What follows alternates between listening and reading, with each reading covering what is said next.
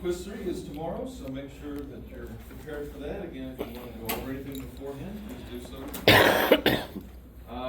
Our quiz over Common Sense, the book is next week, so you need to have that and be reading it. We'll be discussing Common Sense as part of the class next week also, but don't wait for that to happen because there are things on the quiz beyond just what I'm going to talk about in class. So it's a short book. You don't have to buy it from the bookstore if you don't want to. You can find it online for free. It's about 60 pages.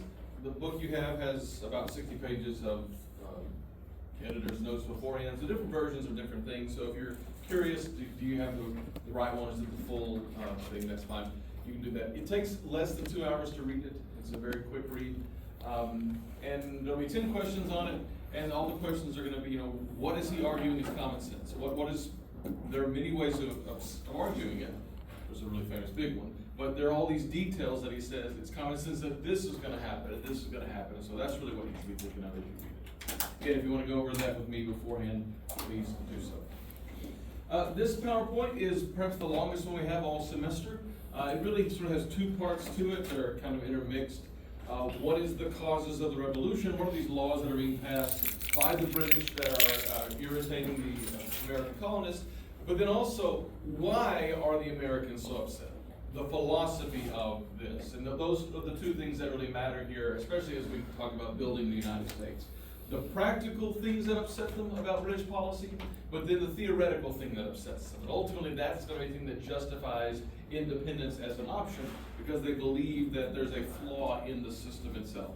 Now, did they believe that before this happened? No. They had not spent any time criticizing the formation of the British government. It's only as things are being done to them that they start to really become upset by it. So it's a little bit dry, what we're going to talk about, and so I'll try to explain it as we go through it. I'll hit the highlights of the laws. Obviously, these are not all the laws that were passed that upset the Americans.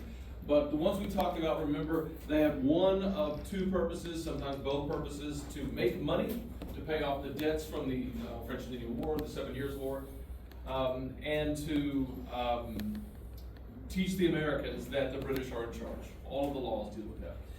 There was a change in the monarchy, in a new king during the 7 Years' War itself.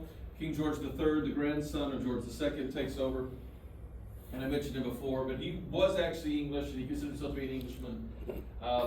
And he will reign not only throughout the rest of this war, he'll be the king during the Revolution, he'll be the king during the War of 1812. He's one of the longest serving kings, perhaps he's the longest serving king in British history.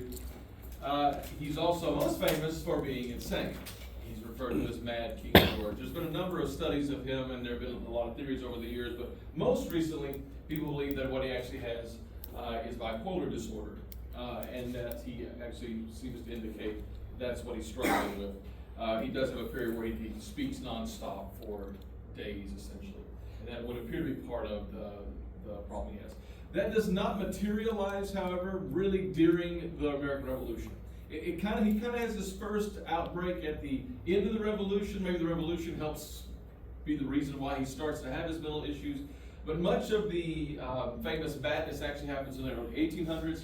So to indicate that somehow his mental health is the reason for him to be the way he is during our story, that's not a fair criticism of him. It does, however, make it easy for the Americans to make him the king when you talk about why monarchy is bad.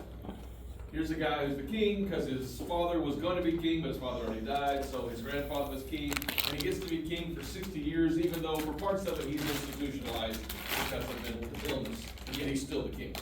So if you're going to criticize monarchy as a bad thing, as Thomas Paine is going to do in Common Sense, that's a pretty good target to go for. You get to be king even though you actually mentally can't handle the job. That's part of the way we feel the way we do. Again, that won't be true of what he was doing, though, during the Revolution.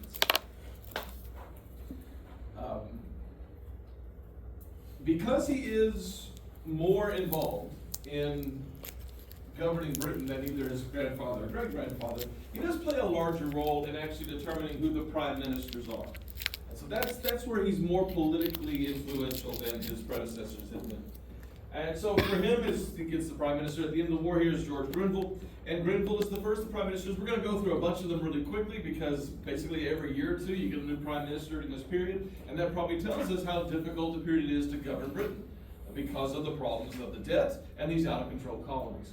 And so Grenville is the first one to really have to deal with how do we get what we need to out of the Americans. And he's the one who passes the Proclamation of 1763, which we talked about last time.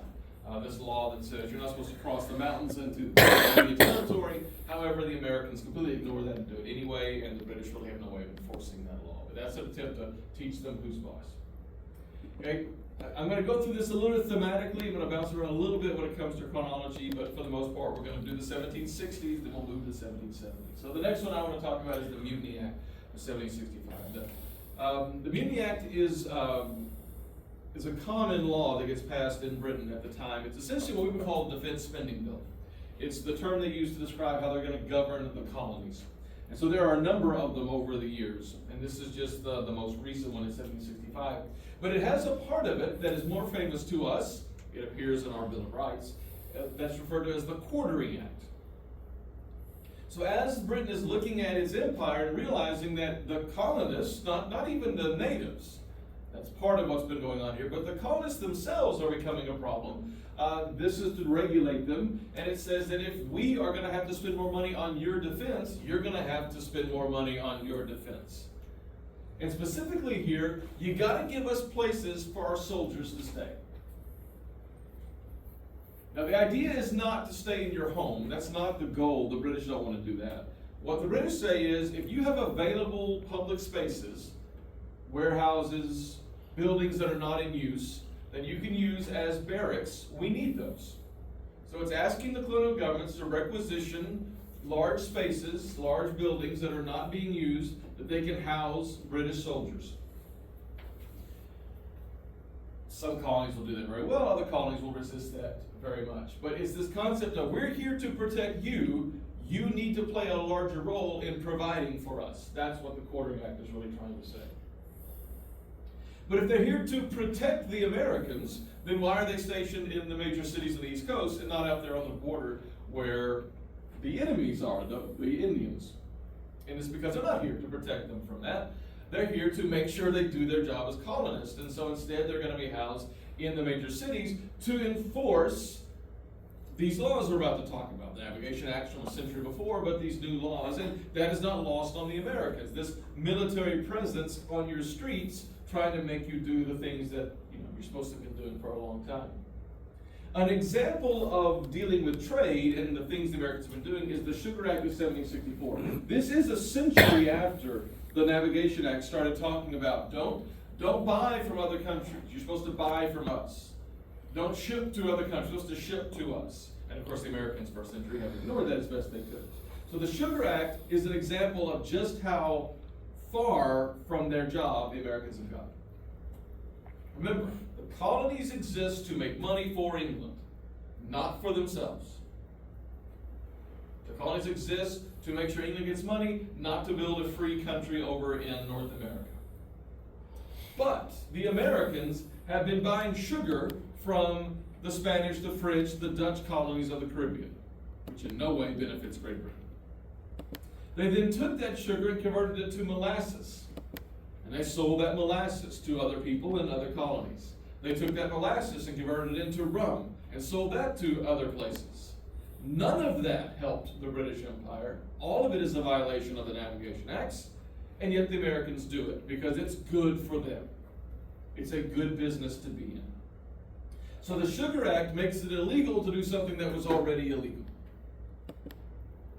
And that tells you how messed up the British colonial system had become. If you got to pass a law to make it against the law to do something that is already against the law, you've been doing a bad job. So again, go back to thinking about parents and students, or parents and children. If your parents have a law and they don't enforce it, and now they make a new a rule and they put it on the refrigerator and say, this is the rule. And you're like, well, it's always been the rule. You go, yeah, but it's serious now. We put it on the refrigerator. Okay, is the kid going to go, oh, well, it's on the refrigerator, so I will obey the rule? Of course not. All of this shows that when, for a century, they did not really try to do much, that became just the the pattern and the habit everybody fell into. And now that you're trying to change it, it's going to be really difficult to do this. And the Americans are not going to respond positively to this because they make a lot of money off of this illegal sugar trade. The Currency Act of 1764 deals with the fact that the Americans have begun to produce their own money, which again is a complete violation of being a colony. You're supposed to use your mother country's money. The problem is that money, especially in the form of currency, coins made of metal, don't really trickle down through the economy very well across an empire. So the Americans don't have a lot of British coins to buy and sell goods with. Instead, they began to print paper money. And that's what currency is. Okay, they're printing paper money. Now, if you print paper money, the concept of paper money, I'll explain it here, we'll talk about it later on when we talk about Shays' Rebellion, is that it's a lot easier to carry around paper than it is to carry around heavy metal. Okay? So if for every $1 of gold that you have, and I'll make a point about dollars in just a second, the British, it's the pound. Every pound's worth of gold that you have, it would be a lot better to carry around a piece of paper that says it's worth a pound's worth of gold. That would be a simpler thing to do. It's the same as a bank. Okay, I don't know if you have a checkbook, but I have a checkbook. So if I write a check, which is a weird thing, it's a piece of paper with my name on it, their name on it, and a number written down, and I go, here, this counts as money. What? I'm just writing down numbers on paper. But the belief is that it represents the fact that I have that much money in my bank account someplace, and I could get it out if I needed to. It's just much more convenient to write this piece of paper. If I don't have that money, I'm going to bounce this check. It's going to be worthless. So it's the same concept. If you look at cash, it says a promissory note. It's the same basic idea. I'm not talking about today's the way the money supply works in the United States today, but traditionally, that's the way it worked. The problem is that's not what this is. The Americans don't have any coins. They're just printing paper money. It is just paper with numbers written on it. So what is the value of it? Nothing. It's worthless. In fact, there'll become a phrase during the Revolution because they're going to call their first money the Continental, and they'll say it's not worth a continental dam, which means this paper money has no value, and it leads to what we would call inflation. The lower the value of money, the more expensive things are. But it's better than the alternative, which is no money whatsoever. Benjamin Franklin actually literally produced paper money for the colonies. He was a major printer, the leading printer in the colonies in Philadelphia, and he was hired by other colonies as well to actually produce their paper money. And so when the British passed a law saying you can't do that, there's really two sides to this. One, we can't have this. You can't be printing worthless paper money. It doesn't make any sense. It's bad monetary policy. But also, what does it actually mean? Can you cross from Virginia into Maryland and use Virginia dollars to buy goods in Maryland? What's the exchange rate on these things? It is a fiscal nightmare. On the other side, it's also a question of who do you think you are? If I go to the store after school today, if I go to Walmart and I walk in and I put down, I try to pay for things with some Travis bucks with me on the front of it, okay? You know, like me on the tube going like that, okay? Not only is my money worthless, I don't have that. What am I saying about myself compared to the United States government? That you're better. Well, I'm equal. You can use their money or my money, it's the same thing. You're colonies. You're in no way equal. You don't get to do this. So the Currency Act says, we got to stop it. Your money's worthless, it's a terrible policy, and who do you think you are? You don't have any right to do that. By the way, just to show you how much the Americans are really on their own here, the fact that we call it the dollar and not the pound is an indication that they're not really using British money. The dollar is a Spanish word. So they've gotten used to actually using other people's currencies as their own, because that's how little they're getting from Great Britain, which again just shows you that this is a pretty messed up system. Once you shine a light on it, you can start finding a lot of problems, and it's going to become pretty obvious why they're going to break apart. But by far the most important of these early laws, the one that you do need to know for the exam, is the Stamp Act.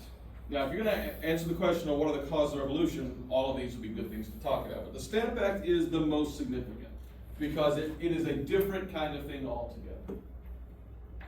What the Stamp Act does, very simply, is it's a sales tax. It puts a tax on paper products. When you go to buy something at the store that's printed on paper, made out of paper, you pay a tax only on it that goes directly to the British government. Okay, so just like if you go to the store and you buy some good, Okay, you paid for it, but then also there's a sales tax attached to it, then that goes into the bank account of the government. That had never been done before in American history. Americans had never just also given money to Great Britain. It's one thing to regulate trade. Okay, if you're buying goods that are coming from someplace else and there's a tariff on it, that's one thing. Okay, that's put onto the price. This is a brand new concept. Did the British make your newspaper? Your marriage license? Your deed? No, they didn't have anything to do with any of that. And these are American-made products, and yet for some reason the British are getting money out of this. And the Americans really start to react negatively to this concept. Because if you can do this, you can do anything. And that is how we feel about taxes. Okay, once you get taxed, we feel like the taxes are only going to go up and they're going to find new things to tax. Why? Because that's exactly how history works. You try something, people don't throw much of a fit, you keep going. So the stamp is that you are paying to have your goods stamped to show that you paid the tax. And it's not a lot of money. Depending on what product you're buying, it might be less than a penny, it might be 2 pennies. There's actually a whole document you can read about this. It's just these cost half a penny, and this costs a penny, and this costs 2 pennies. So it's not a lot. Now, if you're doing a lot of business on paper, it probably does add up. But most people aren't doing that much business on paper. And if you're not doing business on paper at all, this probably doesn't impact you whatsoever. So it's not about buying a postage stamp. However, it's a pretty good example to think about is the cost of a postage stamp. How much does postage cost now? Just one stamp in the United States. How much does it cost now in the U.S.? 4 cents. Well, that's what it cost 20 years ago. Okay? I think it's like 54 cents. We're up to over 60 cents. I don't know what number it is now because I buy forever stamps and I need stamps, so I never know what the number is because it just means it's that good. But for a long time, it was 25 cents. Back in my day, when I was a kid, it was 25 cents. That's what it cost. And then all of a sudden, over a 10-year period probably, it jumped up to 40s. So sometime in the first decade of the 2000s, it jumped by almost half. Now it didn't do it immediately, it did it 1 penny at a time. The postal office would say, okay, we're going to raise postage now to 27 cents, 32 cents. You would just make these small increases. You go, well, that's not a lot. But you look back and say, it's more than twice what it used to be. So there is an argument to be made here that, yes, even though it's not a lot of money, it's not going to go down in the future.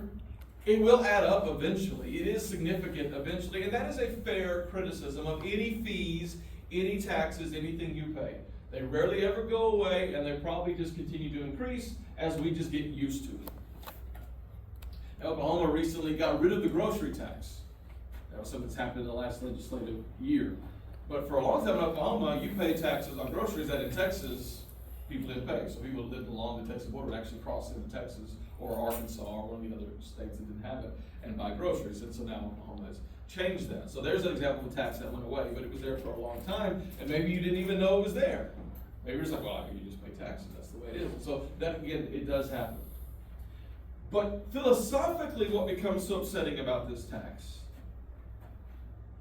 is that this has never been done before. Yes, the amount is a problem for some people. But the idea that they're actually just coming in and putting tax on you that you've never had to pay before, that is upsetting. And why? Is this about regulating trade? Is this about reimbursing people for moving goods across the country? No. Across the ocean? This is about putting money in the pocket of Great Britain. For no reason than they want your money. And the term for this is called external taxes versus internal taxes. So external taxes are what they're used to paying. Trade goods, a tax is assessed to it. That's always been the case. An internal tax, something being taxed for something here, that's new.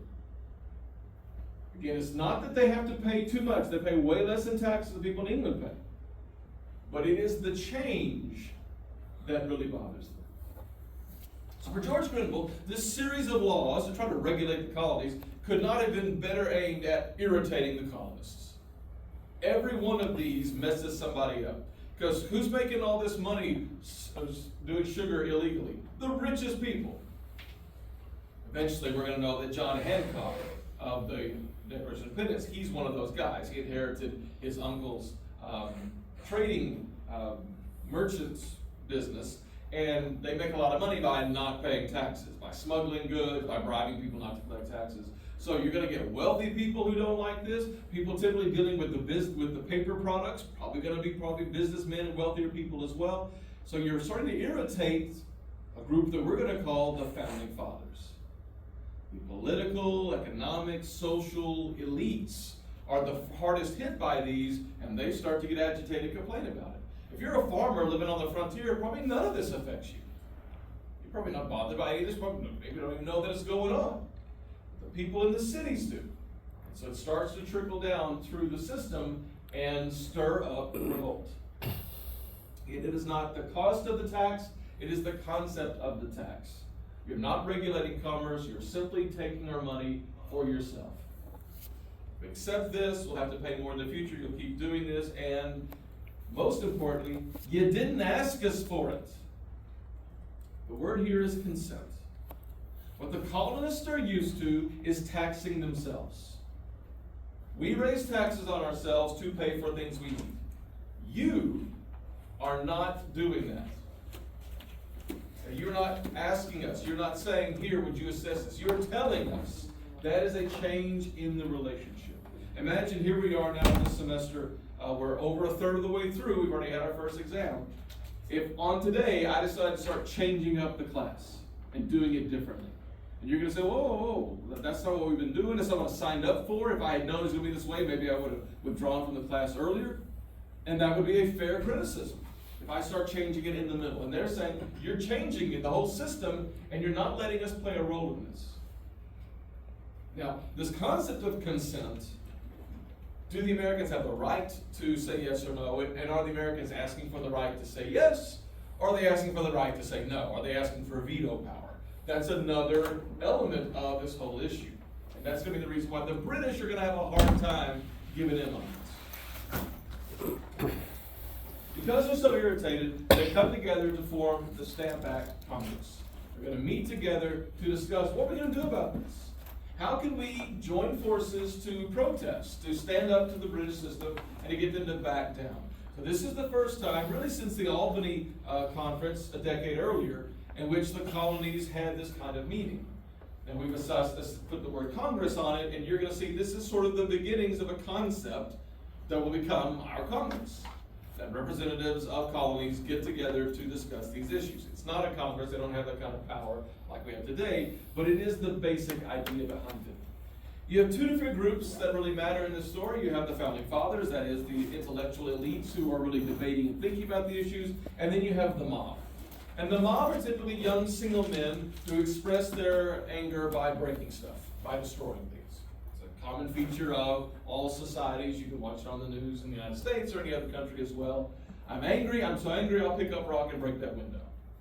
It's not a well thought out process. That they're not saying this is what I believe should happen. They're just saying I want to express my frustration by damaging things. And the mob absolutely does that at this time. The question though is, why is the mob angry? Do they understand the complexities of external and internal taxes? Probably not. But they do start to get impacted, and you'll see what those things are as we go forward. The most famous group of angry people are the Boston group, and they call themselves the Sons of Liberty. Again, this is more of the upper middle class group. This is not the mob. But the leaders, the thinkers, they call themselves Sons of Liberty. Other colonies have similar groups with different names. But they're the most famous because so much stuff is going to happen in Boston. And so again, they are coming together to discuss what they want to do, but they're also giving speeches and angering people and maybe handing people rocks. And that's part of the process that will take place here. So the colonies begin to protest. And the question is, how do you protest? And what they decide is to use a technique invented by a guy, his last name is Boycott, called boycotting. And that is, you want us to buy from you and pay taxes. What if we don't buy from you at all? If we refuse to buy your goods, hurting your economy, will you back down? Now remember, it's Parliament that passed these laws. And Parliament is not also in America. You can't yell at your member of parliament. You don't have a member of parliament. They are an ocean away in London. What you do have, though, are businesses that are run by Great Britain, by companies in Great Britain. So the concept is that if you boycott against them, then it'll upset them, and they will then go over to London and they'll tell Parliament to stop it. So let's take, again, taxes, and let's take Walmart. So Oklahoma has one of the highest sales taxes in the country. In fact, there was an attempt 10 years ago to raise the sales tax, making it the highest sales tax state in the country. So let's say at back to school time, this August, whether you're a college student or you're the parent of kids who go to school, you want to protest Oklahoma's high sales tax. And to do it, you're going to boycott Walmart. Now, does Walmart have anything to do with sales tax? No, other than it gets assessed there. They didn't create it, they don't support it necessarily, but you do pay the money at Walmart. So you boycott Walmart out of your frustration of the high sales tax. If you went to Oklahoma City, today and boycotted the high sales tax, what would happen? You'd probably get arrested. No. You can march around. There are free speech zones at the Capitol. So you can stand there with your signs and say, there's people with signs all the time everywhere. Okay, so if you're marching around there saying, sales tax is too high, you're not going to probably get arrested. Are you going to get any help? Is Maybe. the legislature even in session? No, they ended the session. I mean, they may be there now. I don't know, but they ended the session a couple weeks ago. And do you, as an individual, matter to the legislators in Oklahoma? No, you're a nobody. Okay. If we all went there and they're not there, they're not going to care. But if everybody across Oklahoma boycotts at Walmart, and the people who own Walmart, actually who live in Oklahoma, a lot of them do, are the richest Oklahomans, okay, people of the Walton family. What if they went over and said to the legislature, to the governor, hey, you're killing us, stop it. They might actually be able to affect change in a way that you as an individual could not. And that's what this is. By boycotting British goods, they're putting pressure on British companies to put pressure on Parliament. They've got power, they've got say. And it works.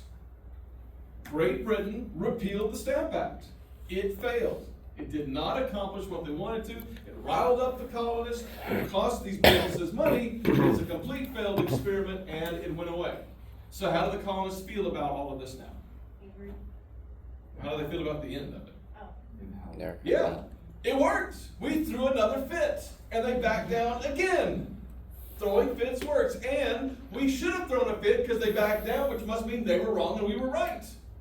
So those two concepts, throwing a fit works, and we are justified to throw a fit. They are mistreating us, they are abusing us, they are violating our English civil rights. That's how they feel about it. For Grenville, he gets fired. You may remember bad teachers. You protested against your bad teachers, you had a bad substitute teacher, and you complained, and eventually they were told not to show back up. Like, we won! We got rid of that horrible person. So they feel empowered by this. This is a cartoon depicting the end of the Stamp Act. It's called The Repeal. And so you can see some people who are in here who are marching around. So we've got, there's Grenville carrying the casket of the Stamp Act, and here's some priests, and there's skulls over it, and there's a dog peeing on that guy's leg. And so there's this concept of, take your stuff, get back home to Britain, get this out of here, we won, you're dead, we peed on you, we win, ha ha ha, huzzah. Now it's 1765. When is independence declared? 11 years. 1776. This is not, and now we declare independence. That is still not a concept that they are entertaining. There's no momentum for that. It's not about that yet. It's about being treated better today. But as these build up over the next 10, 11 years, they're going to start saying, obviously, you're not going to treat us better, so going our own is the only way to do it. This is Governor Hutchinson of Massachusetts. He was relatively well liked at the beginning of this, but as his job is to enforce British policies, he becomes the symbol of the British. And so they personally attack him. They literally tear down his house. And he's forced to flee and go live out in the country for a while. They ransack his office in the middle of Boston. So you can't, again, get a hold of the king, you can't get a hold of parliament, but you can target representatives of the British government in your midst. And here's a guy who lives, you know what street he lives on in Boston, let's go after that guy. This is the Marquis of Rockingham. He's the new prime minister. He's not going to be around very long either. Some of these guys will come back into power later on, so he's one of those. But he's got the same problem that Grenville had, that Parliament has. He's the one who actually comes to power and repeals the Stamp Act. But he set up the same problem, so he passes what I think is the dumbest law in history, called the Declaratory Act. I mean, I understand why the British did it, but it's not an indication of strength. The Declaratory Act declares that Parliament has the right to pass laws for the colonies. Problem solved. You obviously didn't know before that we had the right to pass laws about you. Now we're passing a law to say that we have the right to pass laws, so we're all on board, right? Do you smell the weakness? Right? And so the Americans just go, who cares? Declare whatever you want to, we're not doing this. And that's absolutely the way power works. So I think I mentioned this last time, but when I come in up to the first day of class, I don't come in and ask you for permission to be your professor. I walk to the podium and I just start. And there's no doubt about this. Years ago we had an administrative assistant who had to give an exam for me. I was gone. And she told me that the class was kind of surly to her, and I said, that's weird. They've never been surly to me. I said, what happened? She said, well, I came in and I apologized for not being you, and then these other things, and, please forgive me, here's the test. I said, well, there you go. You walked in and acted like you shouldn't be there, and they smelled the weakness. Don't do that. That's bad leadership. Walk in and go, I'm here, get over it. Okay. So they don't say, how strong Britain is. They say, how weak you are.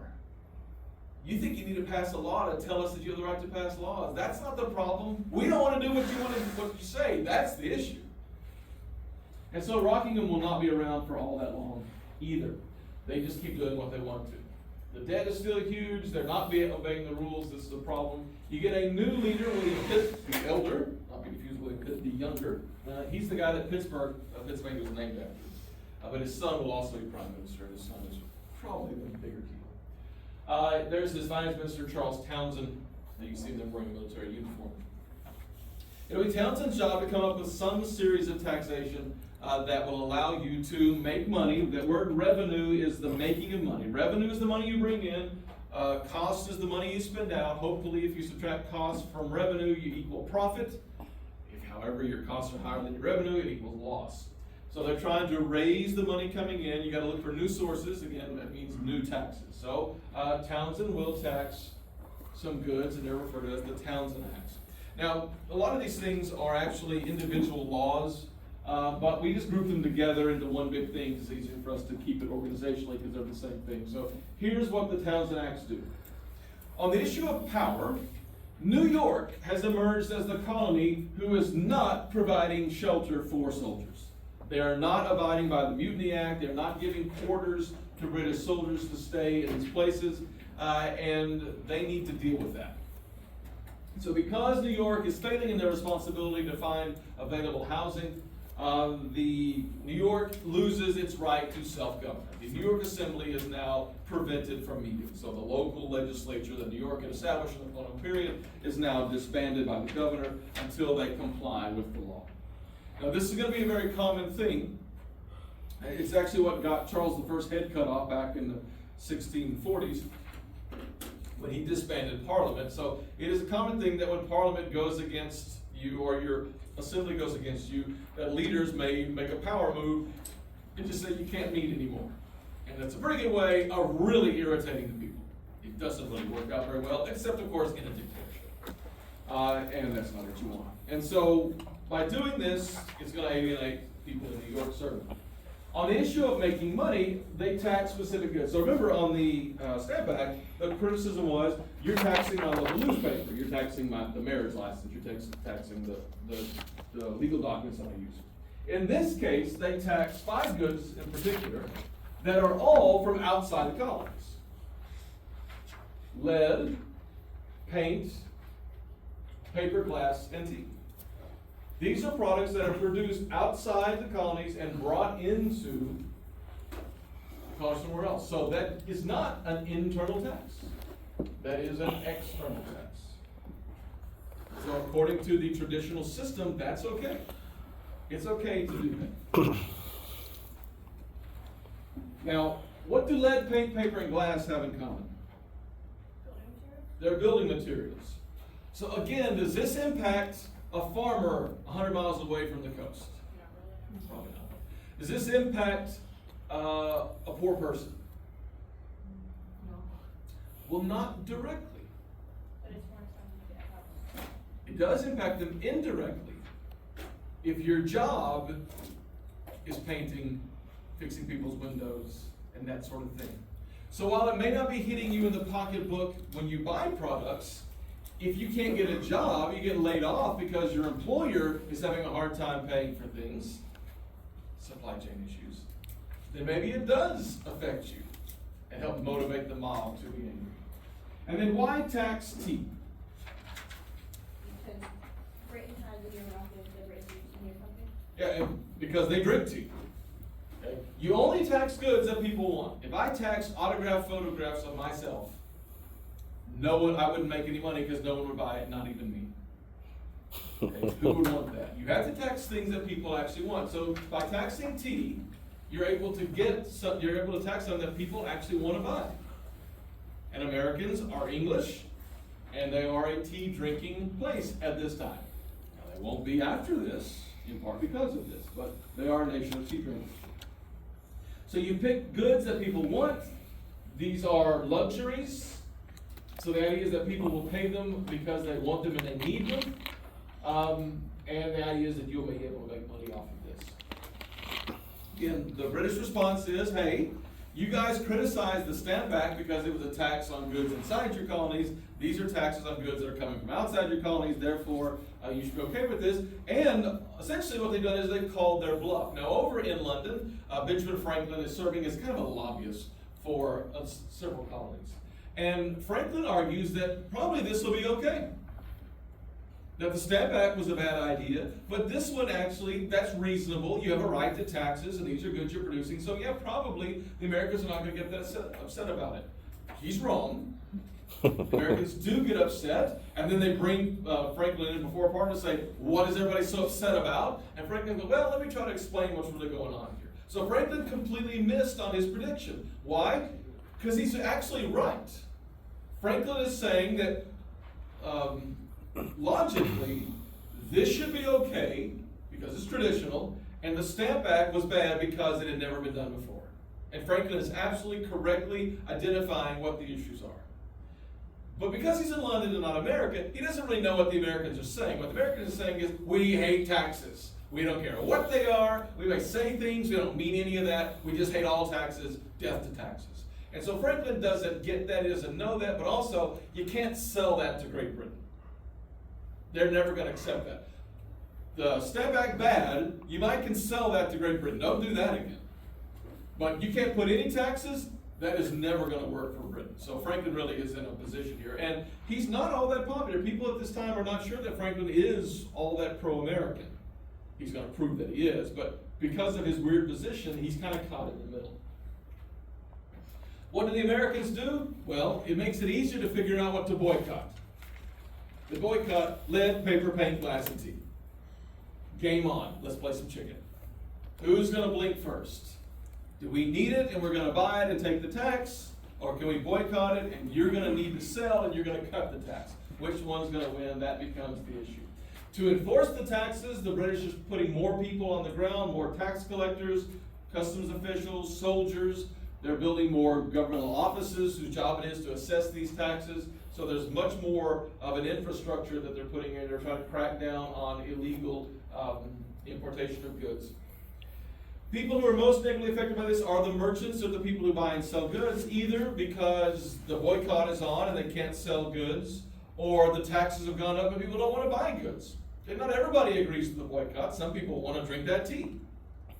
But if they go, I would drink the tea, but it's now too expensive, and therefore I'm not going to buy it or not going to buy as much, that also hurts the merchants. So the merchants are the middlemen here, and if it's either on principle that they can't sell goods because of the boycott, or in reality people are simply not buying the goods because the price is too high, it's not good for business, and they're not going to like that. But it's not just the Boston merchants, it's the big cities altogether. Okay, Philadelphia and New York City, they're also affected by it, but also a new group, Southerners. One Southerner in particular is a good example of this, and that Southerner is George Washington. George Washington is continually improving his plantation in Virginia, Mount Vernon. He buys paint. He buys glass. Lead is the metal that's used in most building products. So lead, glass, all that kind of stuff. So he is constantly buying things, and now the prices have gone up for him too. He actually has a personal shopper who lives in London. And he writes to him and says, hey, I need you to send me this thing. And famously says, I need a new carriage. I think it should be green, unless, of course, you tell me the green is not the popular color in London right now. Then get it something else. But I'd like it to be painted green. So he's somebody who's constantly paying for things, and now his bills are going up because of this. So whether it's merchants or rich dudes, people are negatively affected, and they're starting to see each other. I mean, there's not a lot of connection between George Washington and the people of Boston. But now there is. So the movement of we're all in this together is only getting stronger. Well, yet another prime minister is gone and replaced by somebody else. This time it's Lord North. Lord North, by the way, will be the prime minister for the rest of the revolution. It's pretty much that we've reached the stage where nobody's going to solve this.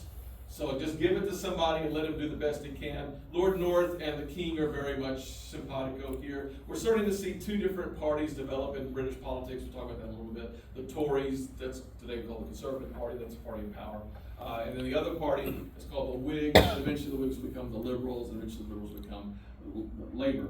But you're starting to separate between the pro-elite monarch party and the more middle-class party. And Lord North is from the pro-elite party. And so that's why, all right, you and I are agreeing on a lot of things. We're obviously never going to make these Americans happy. I'm just going to give you the authority.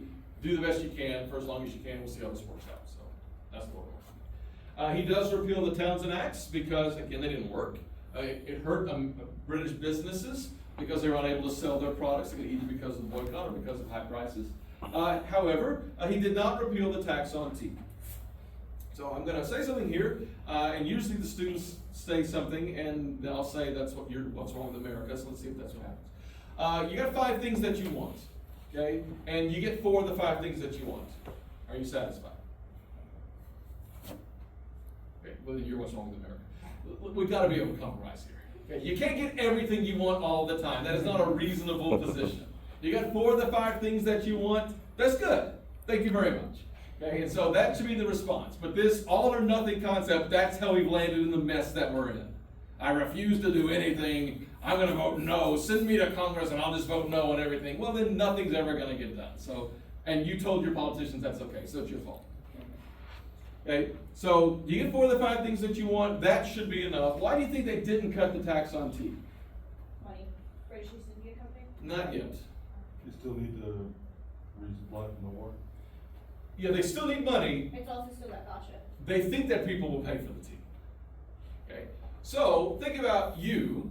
Gas prices have been high. Have you been buying less gas? No. Okay, food prices have been high. Have you been buying less food? Not really. Okay, you may not buy certain things, but I mean, I see the drinks that you bring into my class all the time. Okay, y'all are still buying a lot of stuff. So we really haven't cut spending very much. We complain about it, but it really hasn't changed our practices very much. And so if that's the case, you can get by. So they're making a bet here that if we give you back 4 of the 5 things you didn't like, but keep the one on tea, you're going to be like, okay, I'll pay that tax on tea. And in fact, that is what happened for some people. Some of the leaders, some of the founding fathers stopped boycotting tea at this time because like, okay, we're good. Now, interestingly, some of the wives, who have very little political power whatsoever, continued to boycott tea at home. So their husbands didn't get tea at home, but they bought tea at work. So that absolutely happened. That the wife is making a stand where she can by boycotting tea, and her husband actually, when he goes out during the day, manages to buy tea and go, oh, these prices are so high. So it was less about actually being taxed, but more who they were being taxed by? It just depends on who you're asking. Oh, okay. The fact that they're being taxed by somebody outside, that is definitely a part of it. But again, if you are irritated that prices have gone up, then maybe that is for you. And again, for some people, it will be that way. My dad has a story when he was a kid that taxes went up on cigarettes, And the guy who was a heavy smoker said, well, they're just now getting what they're worth. That's a concept. I know it's a lot more money, but I love me some cigarettes, and yeah, this thing is, I'll pay whatever you want to pay, charge for this thing. So, for some, they're going to keep paying it no matter what. Others will continue to boycott, but it's not nearly as organized as it had been when the full Townsend Acts were in place. Now, maybe all of this would have meant that everybody calmed down, and they just kept going the way they were, and they would have stayed as colonies, and nothing bad would have happened. But, as is so often the case in history, before news can really reach the colonies that this has happened, that the repeal has gone through, something terrible happened in the colonies. Remember, they are months away from each other. Depending on how the wind blows, maybe a few months, as many as 9 months, just across the ocean. So they don't know the repeal has happened when people start dying in the streets. So let's talk about one of those. Yet another significant thing. So the Stamp Act, big moment in the process, as is the Boston Massacre. On March 5th, 1770, an angry mob of typically young single men showed their displeasure by marching to the government building, which you can visit today. You can see it there in the background, the old State House, to demand whatever. So let me talk about who the mob is and why the mob does these things. This is not the first time the mob has ever taken action. I've talked about how the mob had attacked Hutchinson's stuff. And actually Benjamin Franklin's family were afraid that they were going to be targeted in Philadelphia because Franklin was being seen as being pro-British policies, especially after Townsend Acts came out. And so there is a history already of taking those kinds of actions.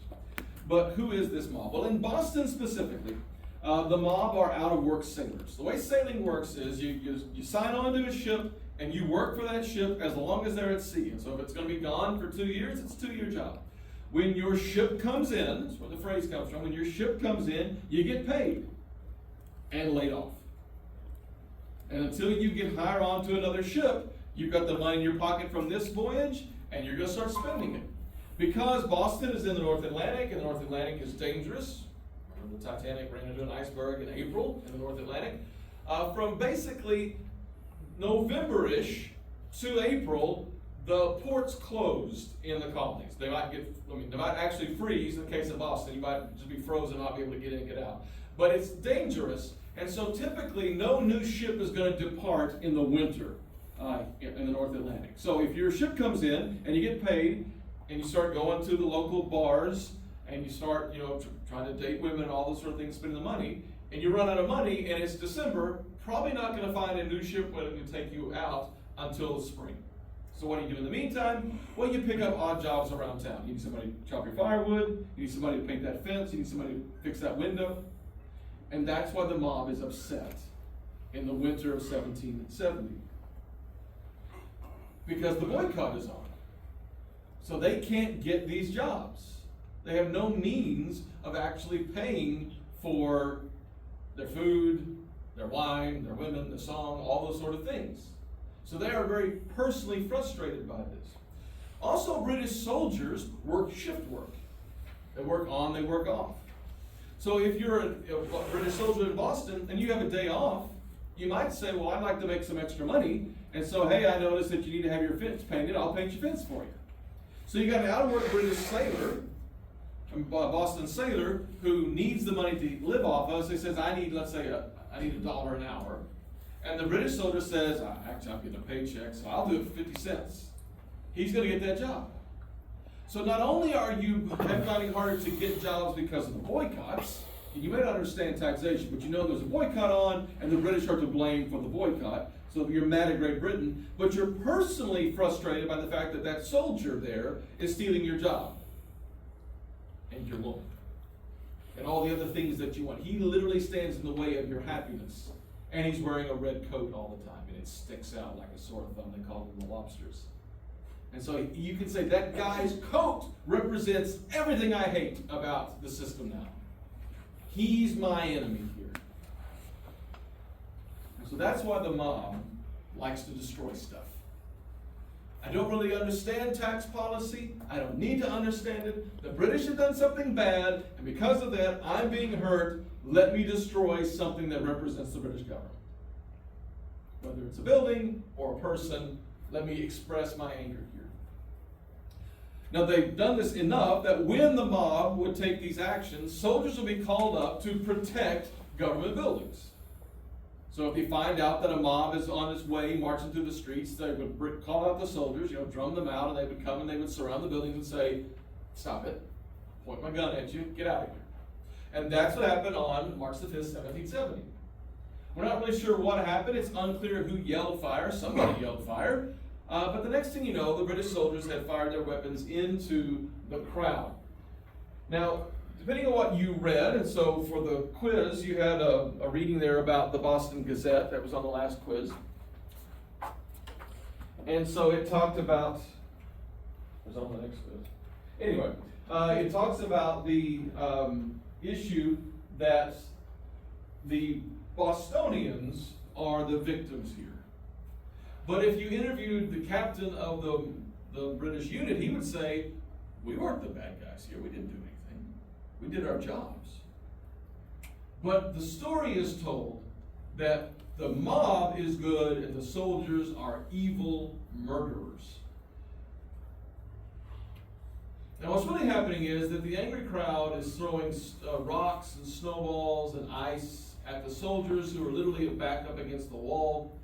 They're young men themselves, they've never experienced it before, they've got weapons. We've seen enough of this in the news to know you get people with guns in an angry, violent situation, they have a tendency to pull that trigger. So many stories are that story where something got escalated. Could have de-escalated, but instead they gave into the fear and they did something and on it goes. And so chaos ensues. But if you look at this, does it look like this is a scared group of men who are hiding and cowering, or does it appear that this is premeditated? Yeah, they're all in firing position, they're all exactly there, their guns are level, they're firing into the crowd here. Some versions, there's actually a sniper hanging out of one of the windows. People love a conspiracy theory these times. You go, oh yeah, somebody, grassy knoll, second shooter, all that stuff. There's no evidence of that happened. There's the captain right there. He's got his sword raised. He's given the order to fire. And so this is propaganda. You're supposed to look at this image and go, British bad. Pretty effective. Picture's worth 1,000 words. And the artist here is Paul Revere. Now, Paul Revere actually stole this. He didn't draw the original. He stole somebody else's drawing and beat him to the press. But this becomes the first famous American artwork. And it is the symbol of British oppression. And Americans here are suffering because of it. And they label it the Boston Massacre.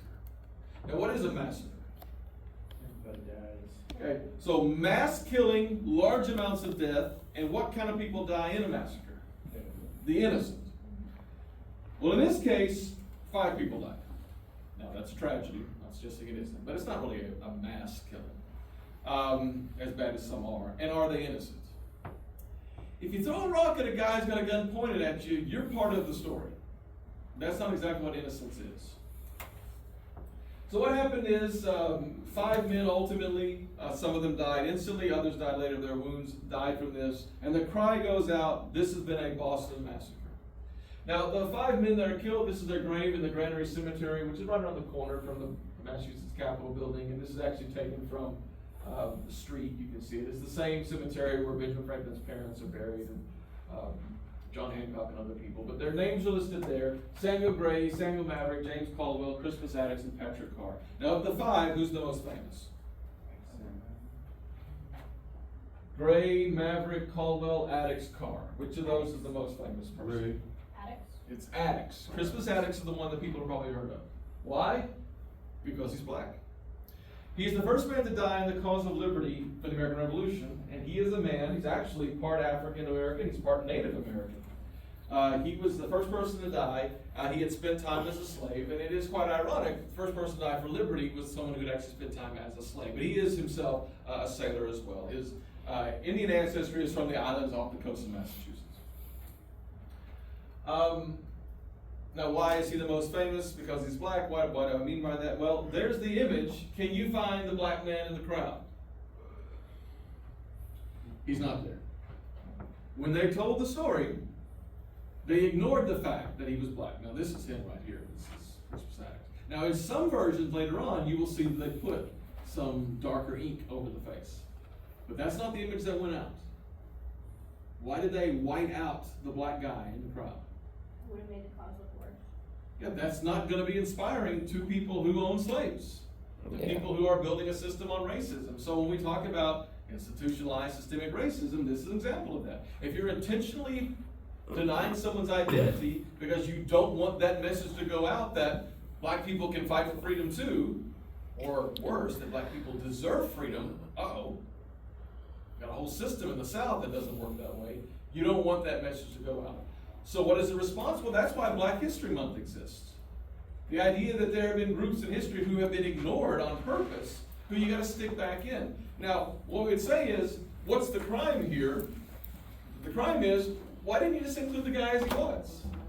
Why did you feel the need to remove him from that? That's the original sin here.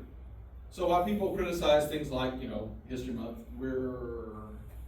we just finished Asia Pacific Islander Month, okay?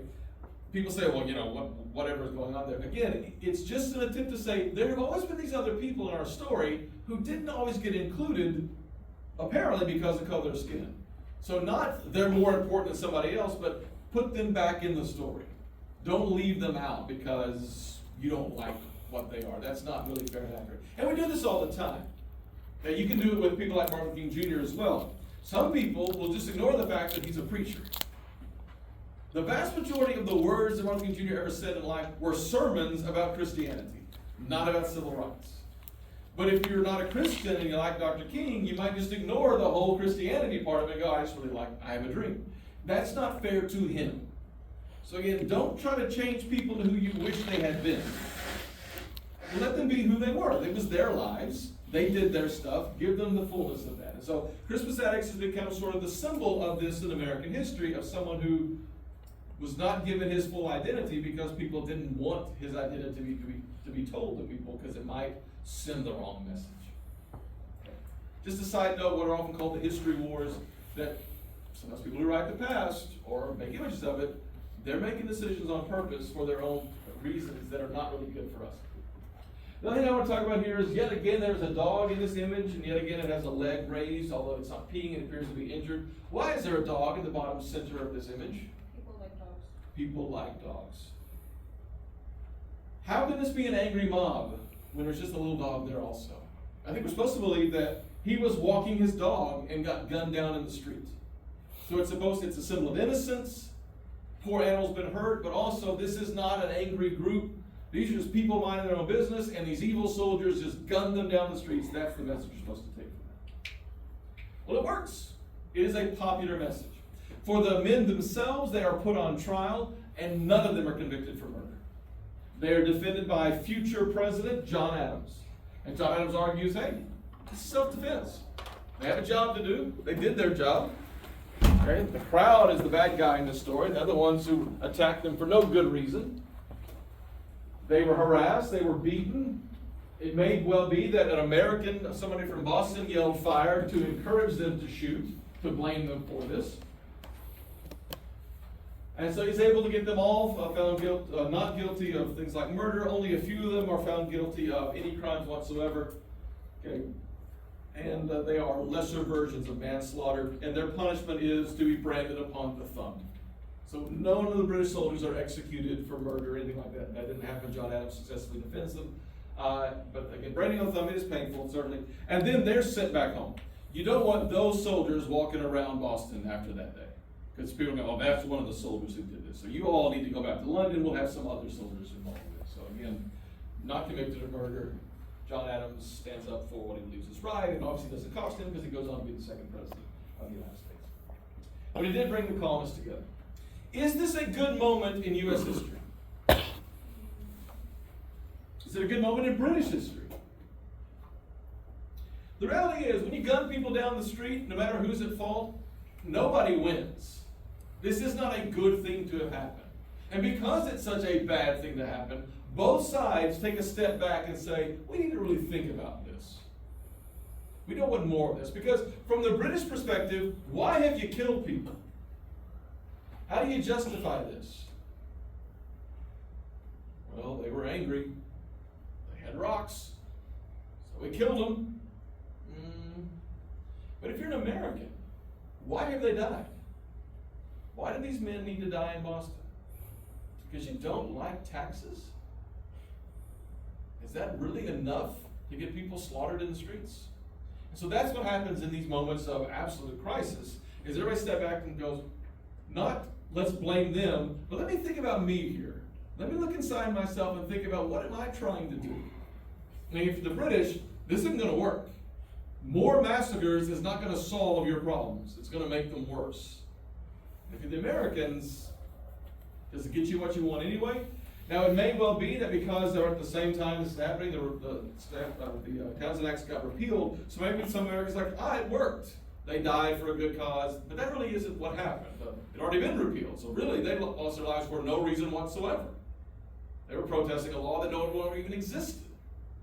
So again, everybody steps back. So that's what we're going to do as well. We're going to step back for the rest of the class today at the beginning of next class, after we take the quiz, and talk about, okay, what are the ideas here? What are they actually trying to accomplish? How do they justify these things?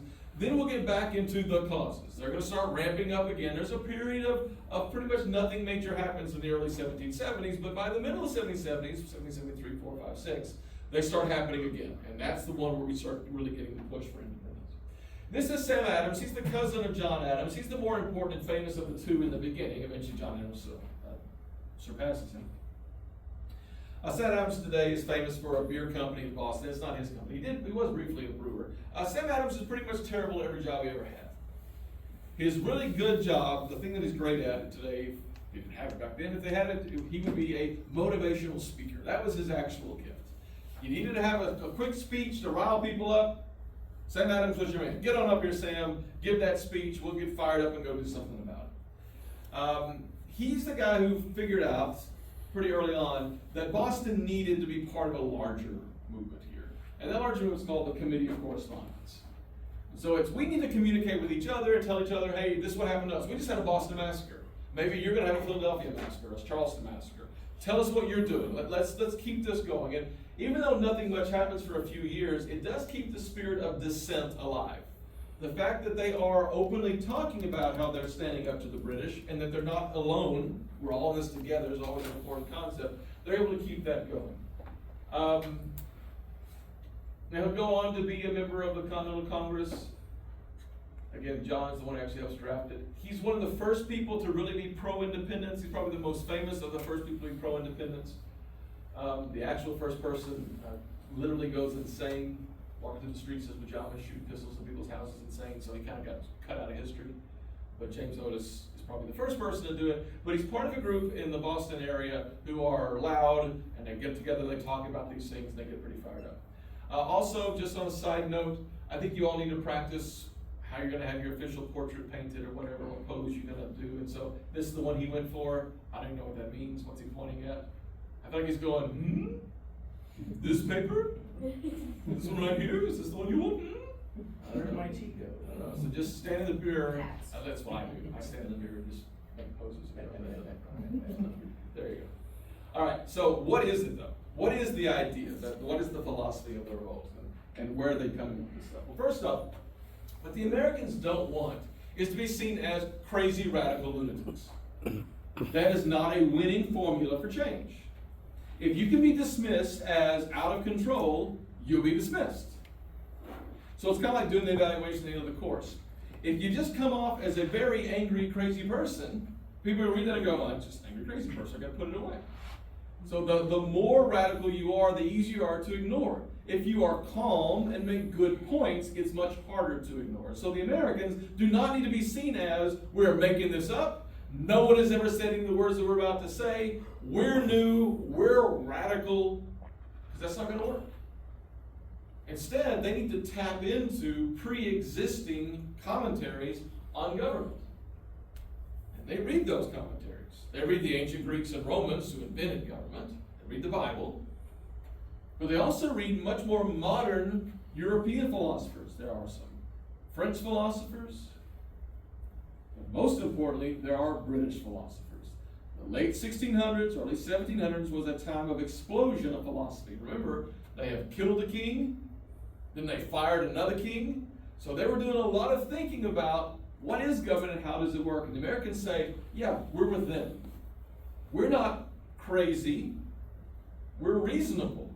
We're just the latest group to make some obvious points about the flaws in this system. Now, there are a lot to pick from, and I'm going to pick the one that everybody talks about, John Locke. So if you enjoy studying this, take Dr. Metzger's class on intro to political thought. But I'm going to give you a very quick understanding of what's going on. So I mentioned before there are two political parties in Britain that have emerged at this point. I mentioned the Tories, that's the party of the people in power. The other party are called the Whigs. The term Whig, W-H-I-G, has nothing to do with hair. It comes from a concept of really shepherds who are going to town, who are grumbling about the government. So to be a Whig is to be against the people in power, opposed to the people in power. So it becomes the party of the more middle class. The people who are not born to elite things, but they're making a living, and they're critical of these policies that hurt them, probably just to make the rich richer. So you ask the question, what political party were the founding fathers a part of? The answer is they were Whigs. They were traditional Whigs in the British system. They were not creating their own party. They're simply part of a new part of this criticism. So the Whigs have really come around by the end of the 1600s. They were criticizing the power of the monarchy, and they were elevating the power of Parliament. We need to give more power to the people. And in Parliament, you've got two branches. You've got the House of Lords, which is the nobility born to it, and the House of Commons. In today's Parliament, it's the House of Commons that runs everything. The Lords is much more ceremonial, as is the monarchy. That's very much what the Whigs were trying to do. Let's take power from the people who were born to power, and let's give power to the people who have earned the power, which is us. And that's what the Americans are saying. We have earned this, so let us rule. The most famous thing is John Locke. John Locke is building on earlier philosophers, but he's also saying his own unique things. And again, I'm going to focus on him because he's the most simple to understand. It is more complex than this, though. But he's part of a concept that becomes known as contract of government or social contract. And that is that there's a deal going on between the people and the government. A contract exists where we agree to be governed, we agree to have a government. That's what he's saying. He's a Scottish philosopher, or he's coming out of the Scottish thought. Edinburgh turns out to be the real center of all this sort of stuff, but he's part of the system. And what he ends up arguing is that man has basic rights. Inalienable, or unalienable, depending on which document you read. And those rights are, you have the right to life, you have the right to liberty, and the right to property. So your right not to be killed, not to be enslaved, and not to have your stuff stolen from you. Those are your basic rights. It doesn't mean those are the only rights you have, but those are your basic rights. Now the problem is that we are animals, and as animals we're very selfish beings. And so for me to live, for me to be free, for me to have my stuff, I might need to kill you, enslave you, or steal your stuff. And that's not a happy way for any of us to live. If we live in constant fear that at any given moment, somebody in this room is going to kill you, enslave you, or steal your stuff, this will not be a happy, safe environment. So instead, what we need to do is come together and agree, I have the right not to be killed. I have the right not to be thrown in jail or enslaved. I have the right not to have my stuff stolen. And because I have that right, I also have to agree that you have that right. To protect me from you, you also get to protect you from me. It is a mutual contract that we're doing here. And that is the basis of government. Now, some people today will argue, I have the right to do whatever I want to, and you don't. A lot of people, when it comes to speech, this is the argument they make. I can say what I want, you can have what to say. But those people, they can't say that stuff. It does not work that way. Either we all have it, or none of us do. Which is the point that Martin Luther King Jr. mentioned in the Civil Rights Movement. There's no such thing as some rights. It's either all or none. Because if I can take away your rights, there are more of you than there are of me. Why wouldn't you just take away my rights? So for all of us to be free, we have to agree to this. And it's a better way to live. This state of man here that we are agreeing that we're going to live this way is a more satisfactory way to live if we respect each other's rights to that stuff. I'm also respected. But because we're humans, because we're animals, our instincts are not always to do that. So we need somebody to come in and to rule over us to make sure that we live up to it. And that's what government is. So why is there government? Because we chose there to be a government. We said, I need somebody who's going to step up and say, I can make good laws to protect the people, trust me with the power, and I'll protect you. Great. You're the one I want to do that, you go do that. So again, part of the contract. We've chosen you to make decisions for us. If we violate those decisions, we get in trouble. But if the government violates it, they also get in trouble. It has to be mutually beneficial to live in a law-abiding society. So we'll pick up with what that means next time.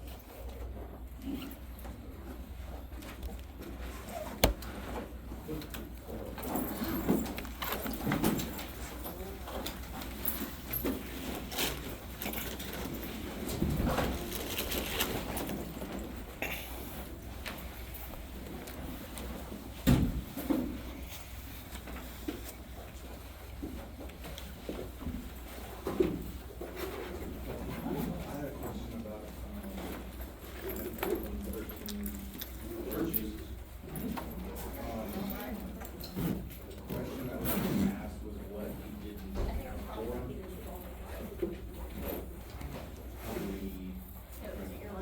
Basically proposed